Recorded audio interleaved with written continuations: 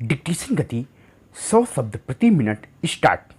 मैं माताओं से पूछना चाहता हूँ कि बेटी नहीं पैदा होगी तो बहू कहाँ से लाओगी। हम जो चाहते हैं समाज भी वही चाहता है।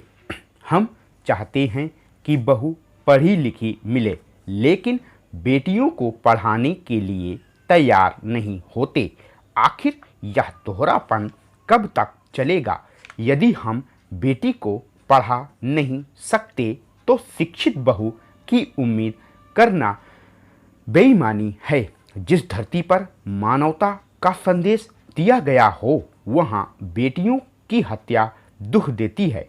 यह अल्ताफ हुसैन हाली की धरती है। हाली ने कहा था, माओं, बहनों, बेटियों, दुनिया की जन्नत तुमसे है। ये उद्गार हैं भारत के प्रधानमंत्री नरेंद्र मोदी के, जो 22 जनवरी 2015 को हरियाणा के पानीपत से बेटी बचाओ बेटी पढ़ाओ अभियान की शुरुआत पर व्यक्त कर रहे थे। यह अभियान केंद्र सरकार के महत्वाकांक्षी कार्यक्रमों में से एक है। अब प्रश्न उठता है कि इस अभियान की जरूरत क्यों पड़ी। जाहिर है इसके पीछे कन्या भ्रूण हत्या के कारण देश में तेजी से घटता लिंग अनुपात है, जिसके कारण अनेक सामाजिक समस्याएं समाज में उत्पन्न हो रही हैं। आखिर कन्या भ्रूण हत्या क्यों की जाती है? इसके पीछे छुपी मानसिकता क्या है? इसके क्या खतरे हैं? इसका समाज पर क्या प्रभाव पड़ रहा है तथा कैसे इस समस्या का निदान किया जा सकता है? इन्हीं सब प्रश्नों के उत्तरों को तलाश करने की कोशिश हम करेंगे। कन्या भ्रूण हत्या लड़कों को प्राथमिकता देने तथा कन्या जन्म से जुड़े निम्न सामाजिक मूल्य के कारण जानबूझकर की गई हत्या होती है। कन्या भ्रूण हत्या उन क्षेत्रों में अधिक होती है जहां के सांस्कृतिक मूल्य लड़के को कन्या की तुलना में अधिक महत्व देते हैं। भारत में यह प्रथा कोई नई नहीं है। मध्यकाल से इस प्रथा के अस्तित्व में आने के प्रमाण मिले हैं, जब मुस्लिम आक्रमणकारियों तथा शासक वर्ग के द्वारा लड़कियों का शोषण किया जाता था। इनसे बचने के लिए कन्या शिशु को मारने की परंपरा प्रारंभ हुई। इसके अलावा विद्वानों ने इसे दहेज से जोड़कर भी देखा है। हालांकि प्राचीन काल में इस प्रकार के प्रमाण हमें नहीं मिले हैं। वैदिक काल में तो कन्याओं की शिक्षा दीक्षा का उचित प्रबंध किया जाता था। ऋग्वेद में सिक्ता, घोषा, अपाला आदि अनेक विदुषी स्त्रियों के नामों का उल्लेख किया गया है, जिन्होंने ऋग्वेद के अनेक मंत्रों की रचना की है। गार्गी के नाम से भी हम परिचित हैं, जिन्होंने गार्गी संहिता नामक प्रसिद्ध खगोल विज्ञान के ग्रंथ की रचना की तथा याज्ञवल्क्य जैसे विद्वान ऋषि को सहस्त्रार्थ में पराजित कर दिया था।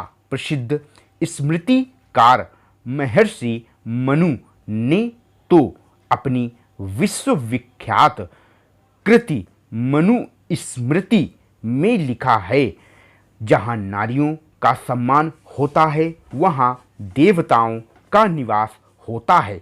परंतु वर्तमान में इसके एकदम विपरीत स्थिति हो रही है। चूंकि पहले तकनीक नहीं थी, इसीलिए कन्या शिशु को जन्म लेने के बाद मार दिया जाता था, किंतु अब तकनीक के कारण कन्या भ्रूण को गर्भ में ही मार दिया जाता है। यूनिसेफ की एक रिपोर्ट के अनुसार भारत में सुनियोजित लिंग भेद के कारण भारत की जनसंख्या से लगभग 5 करोड़ लड़कियां गायब हैं। विश्व में अधिकतर देशों में प्रति पुरुषों पर लगभग 105 स्त्रियों का जन्म होता है, जबकि भारत में 100 पुरुषों पर केवल 93 स्त्रियां ही हैं। संयुक्त राष्ट्र का कहना है कि भारत में अनुमानित तौर पर प्रतिदिन 2000 अजन्मी कन्याओं की हत्या की जाती है। भारत में यह स्त्री विरोधी नज़रिया समाज के सभी वर्गों में फैला है। भारत में स्त्रियों को महत्व न देने के कई कारण हैं, जिनमें आर्थिक उपयोगिता, सामाजिक उपयोगिता तथा धार्मिक उपयोगिता प्रमुख है। अध्ययन आर्थिक उपयोगिता के बारे में यह इंगित करते हैं कि पुत्रियों की तुलना में पुत्रों द्वारा पुश्तैनी संपत्ति पर काम करने या पारिवारिक व्यवसाय, आय अर्जन या वृद्धावस्था में माता पिता को सहारा देने की मानसिकता के कारण पुत्रों को प्राथमिकता दी जाती है। विवाह होने पर लड़का एक पुत्रवधू लाकर घर की लक्ष्मी में वृद्धि करता है, जो घरेलू कार्य में अतिरिक्त सहायता करती है एवं दहेज के रूप में आर्थिक लाभ भी पहुंचाती है, जबकि पुत्रियां विवाहित होकर चली जाती हैं तथा दहेज के रूप में आर्थिक बोझ का कारण भी बनती हैं। चीन आदि देशों की तरह भारत में भी पुरुष संतति एवं पुरुष प्रधान परिवारों की यह प्रथा है कि वंश चलाने के लिए कम से कम एक पुत्र का होना अनिवार्य है एवं कई पुत्र होना परिवार के ओहदे को अतिरिक्त रूप से बढ़ा देता है। कई धार्मिक अवसरों पर परंपराओं के अनुसार केवल पुत्र ही भाग ले सकते हैं, जैसे अंतिम संस्कार एवं श्राद्ध कर्म इत्यादि। संयुक्त राष्ट्र ने चेतावनी दी है कि भारत में कन्या भ्रूण हत्या जनसंख्या से जुड़े संकट उत्पन्न कर सकती है। वर्ष 1981 में 0 से 6 साल के बच्चों का लिंग अनुपात 962 था, जो 1991 में घटकर 945 तथा 2000 में 927 तथा 2011 में और अधिक घटकर 914 रह गया है। इस आयु वर्ग में सर्वाधिक चिंताजनक स्थिति हरियाणा, पंजाब, जम्मू कश्मीर, राजस्थान तथा उत्तराखंड राज्यों में है। घटते लिंगानुपात के कारण इन राज्यों में अविवाहित युवकों की संख्या बढ़ रही है। हरियाणा एवं पंजाब में तो नौबत यहाँ तक आ गई है कि विवाह के लिए लड़कियों को गरीब राज्यों अथवा आदिवासी क्षेत्रों से खरीद कर लाया जा रहा है। हरियाणा में तो अनेक क्षेत्र ऐसे हैं जहां एक ही स्त्री से एक से अधिक पुरुष विवाह कर रहे हैं।